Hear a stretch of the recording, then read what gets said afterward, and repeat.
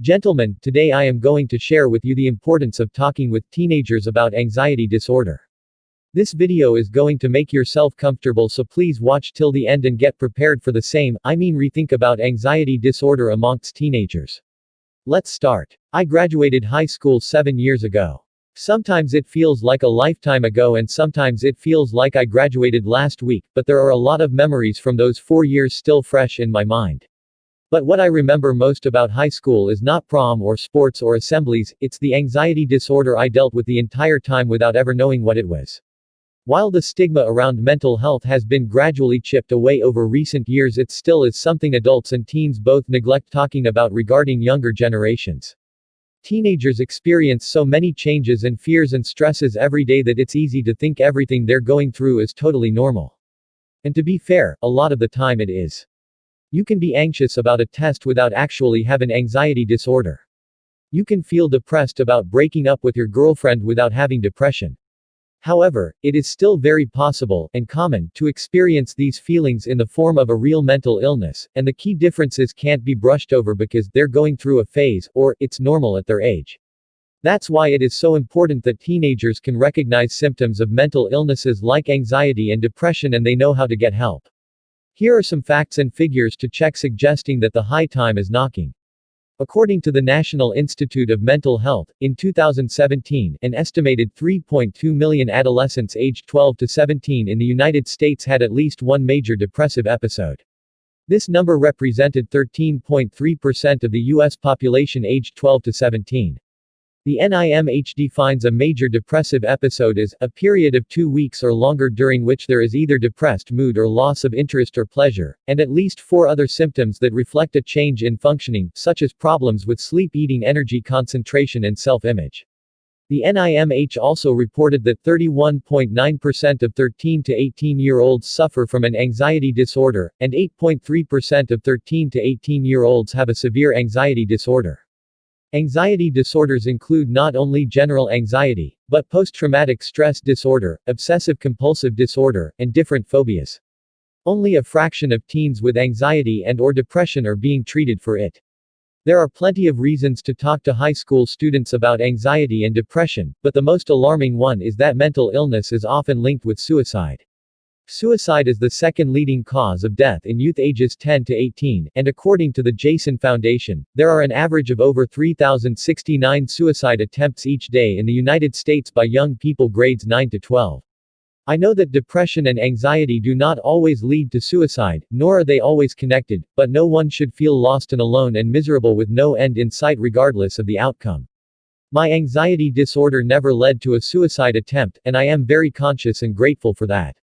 But it has led me to some terribly dark places, and I know if I had been more educated about my situation as a teenager I wouldn't have found myself carving X's into my legs at 4:00 a.m. during a miserable semester of college. From ages 14 to 19 I just assumed that the way I felt almost all the time, worried, nervous, jumpy, sweaty, and unsettled, was normal. Everyone felt like that and I needed to suck it up and deal with it. The only concept I had of mental illness was from a single health class where I was left with the impression that someone who had depression or anxiety was certainly suicidal and belonged in a health institution because they couldn't function in society. I really enjoyed high school, all things considered. I had a great group of friends, I was relatively popular, I was active in sports, and I did well in all my classes. Any time I began to wonder if how I was feeling wasn't normal, I brushed my doubts away because I was clearly functioning in society and therefore could not have a mental illness. Even as every night I'd struggle to fall asleep because I was so worried about things I had done that day and things I would do tomorrow.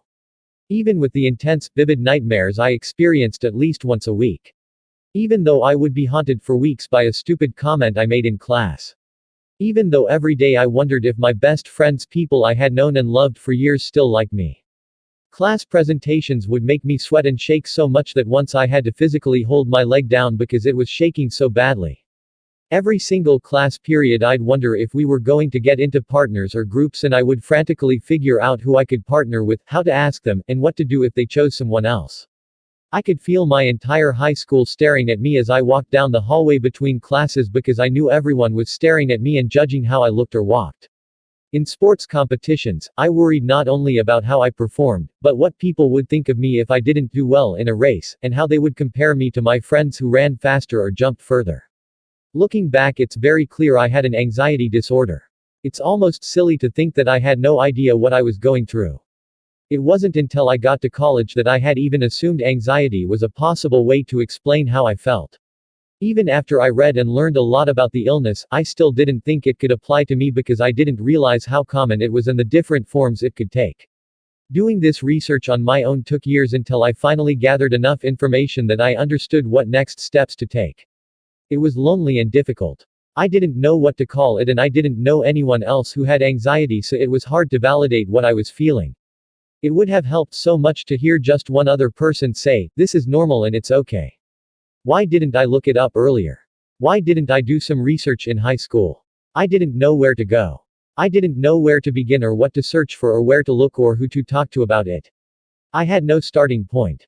And that's why I have created this. I want to make sure everyone has a starting point. Talking to teenagers about anxiety and depression isn't going to cure them immediately if they have it. But knowledge is so important. There are many outlets and options out there for people struggling with mental illness, from friends and therapists to online chat rooms and videos and everything in between. Finally, understanding what an anxiety disorder entails and how it directly applied to me was a major turning point in my life. Talking about it and working on what makes me feel better has drastically improved my mood and outlook. It's still something I deal with every day, but it is manageable now. I feel so much better about my life and I know I can keep finding new ways to be even happier. It doesn't have to be a lot. A couple of class periods in health or an assembly about anxiety and depression can significantly change someone's life. It can even save someone's life. Give those struggling in the dark a glimmer of light they can hold onto and let them know things can and will get better. No one should feel like they have to work through something like this alone.